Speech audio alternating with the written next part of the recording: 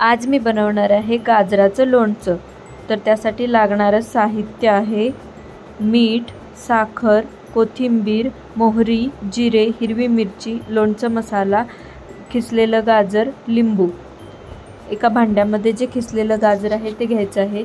एक गाजर मी बारीक खिसून घेतलेलं आहे। त्याच्यामध्ये आता मीठ आणि साखर घालूयात। 2 चिमट मीठ घातलेलं आहे, 1 चमचा साखर घातलेला आहे। छान असं आंबट तिखट आहे हे लोणचं। तुम्हाला कसं वाटलं मला नक्की कळवा। पटकन होतं आणि खूप छान लागतं।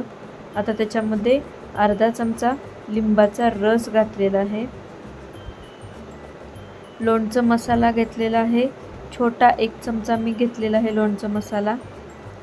आणि कोथिंबीर घालायची आहे आणि ते छान हलवून घेऊयात।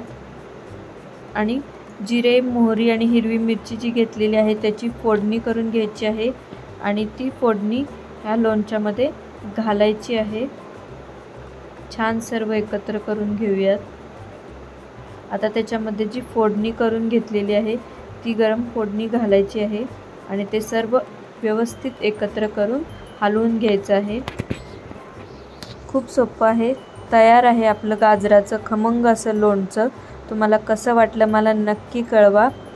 माझा व्हिडिओ लाईक करा, तुमच्या फ्रेंड्ससोबत शेअर करा आणि प्लीज माझं चॅनल सबस्क्राईब करा।